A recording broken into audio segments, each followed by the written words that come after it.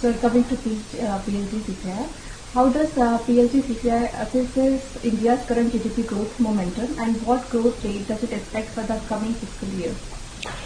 I think PHDCCI is very much aligned with the advanced estimates of 7.4% for the current financial year. And the growth is driven by basically consumption and investments. We have seen that gross fixed capital formation at around 7.8%. It shows that the economy is in very solid start. It is a benchmark. I think that the service sector has been the anchor in the whole growth story, and manufacturing has been strengthening. That is again visible in our fixed capital formation. So we have seen that it is 7.8%, and we have also seen that the manufacturing is showing a lot of strength. So, and with the domestic consumption.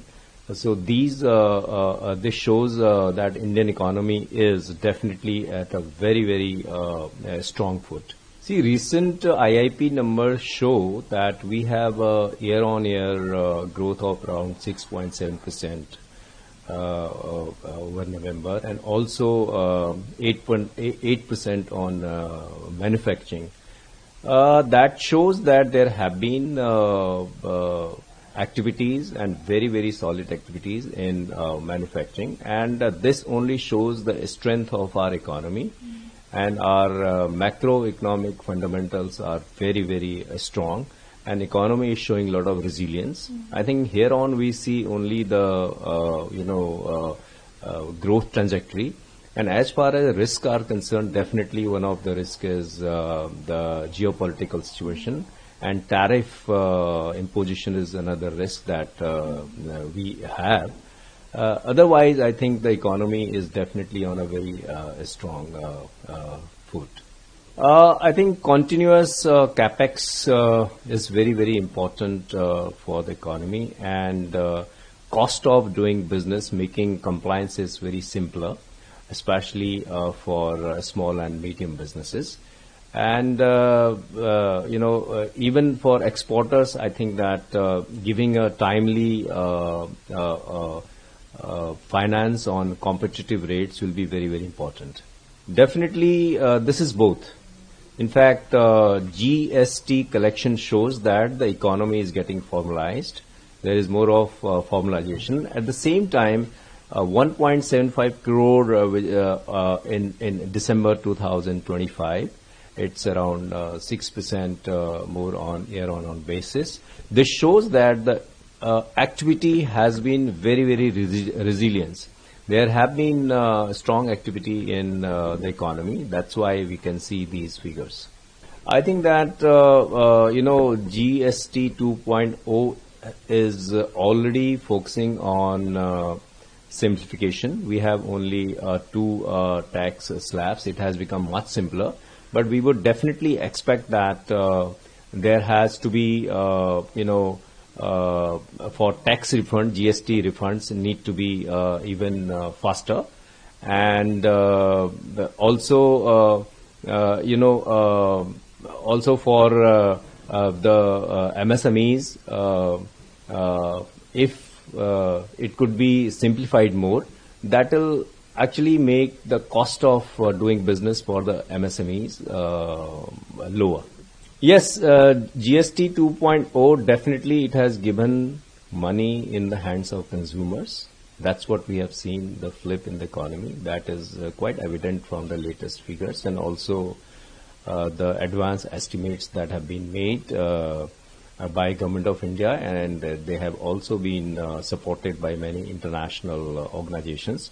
It shows that the effect of the GST 2.0 we have already been experiencing in the economy. I think there have been many schemes for MSMEs by Government of India, especially related to finance.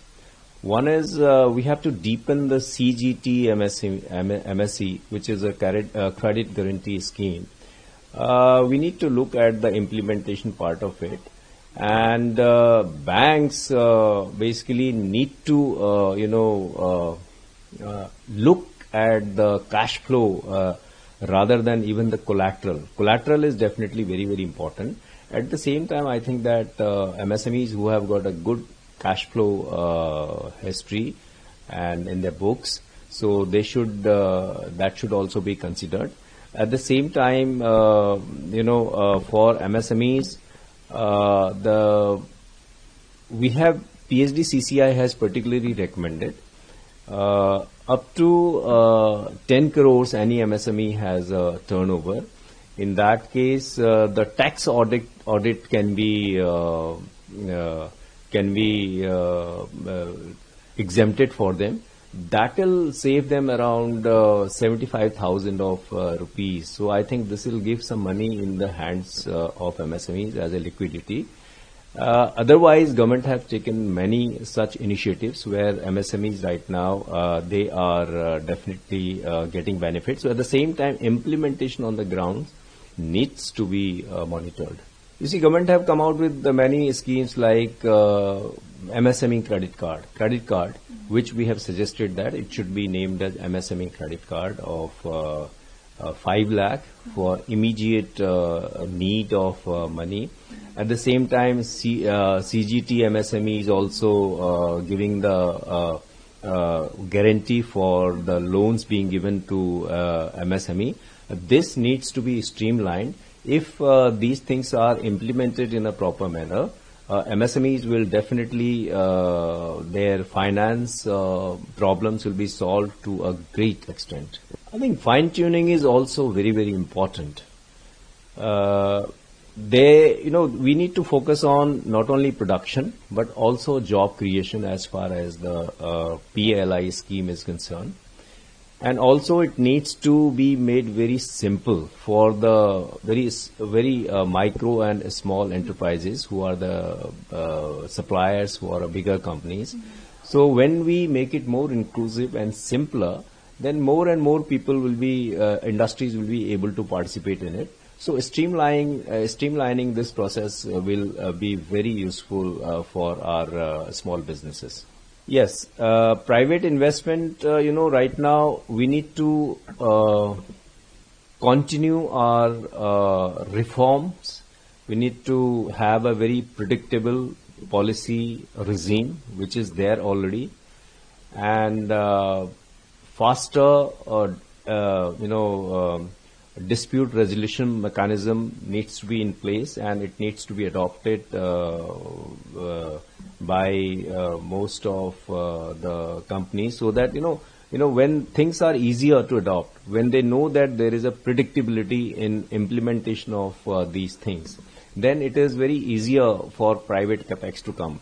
At the same time, the acquisition of land and power reforms in the states, that is very important. And single window, I think, clearing system, it should be with time-bound approvals or deemed approvals.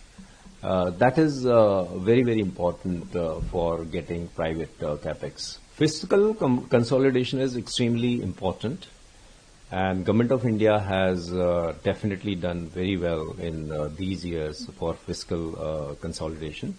But at the same time, fiscal consolidation needs to be done not at the cost of the productive investment which are needed for the industry, which are needed for the economy. I think that we need to increase our capex in the in infrastructure and health, R&D. All these things are very, very important. Definitely fiscal consolidation, not at the cost of our very productive investment. That has to be looked into. You see, one is large apprentice schemes for good, attractive apprenticeship schemes in the large industries, especially in labor-intensive sectors like textiles, food processing. I think that will really help in creating employment. And in PLI, as I said before also, we need to focus on not only on production, but also on job creation. Yes, As we are seeing that there is a new tariff regime which is going on, economic self-interest by various nations. India has done very well in this. We have explored new markets. We have done FTA with UK. We have done FTA with Oman. We have done FTA with New Zealand in a very record time. And we are in advanced talks with the EU and many other nations. This is the strategy which is going to be very useful for our businesses. One is this exploration of the new market. Second is for exports. I think in this kind of a regime, for new markets, we need to give support to our businesses who are exploring the new market, because that will really require some kind of assistance in terms of looking for new markets and taking part in various exhibitions. I think that needs to be strengthened. I think the single most important reform that industry can expect is a single window clearing system that works from end to end, that is time bound, also that is based on deemed approvals, and a non-adversarial regime that will have more, I think, new investors coming to invest in India. We have already given our budget expectations for various sectors, but I think that we would really expect that infrastructure sector is one where capex needs to be increased by around 15%. We are expecting more than around 14 lakh crore of investment in infrastructure. For MSME scheme, there was a fund of 50,000 crores for giving immediate loan requirement to MSMEs. I think the implementation of that needs to be strengthened. And other thing is like for various other sectors like healthcare, R&D, all these sectors need to be looked into, especially the food processing and agri sector, which is main driver of economy, which also generates the employment. We are expecting that good outlay will be for these sectors, and new sunrise sectors like semiconductors, defense, all these sectors will be equally important. See, India has done very well in past 2 years as far as the ecosystem of semiconductors is being created. We have even done faster than many other nations, like the way, though we started late, but we have done very well. I think that already outlay has been allotted for this semiconductor thing, but definitely that is going to be the future. If we are, we have a mission of Viksit Bharat by 2047. In that case, we need to be self-reliant. Then semiconductor will be very, very important. The ecosystem for that is already being developed by Government of India in the country. Yes, definitely that should be higher, and I'm sure that that will give a due attention even this budget. You see, government is already prioritizing these sectors, and we feel that this is very, very important sector. This needs to be prioritized. I'm sure that government will definitely give due importance to this sector. PHDCCI is 120 years old organization. And we always believe that progress is definitely our mission, and harmony is our strength, and development is our commitment. See, we have very deeper engagement with Government of India. Right now, government is very, very proactive. And this is an ongoing process. This happens on daily basis also, weekly basis also. And there are many engagements by various sectors.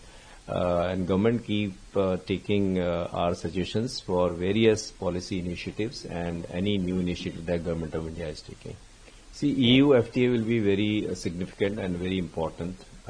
This is a large economy, EU, and it is very important for India. And what we see that we have,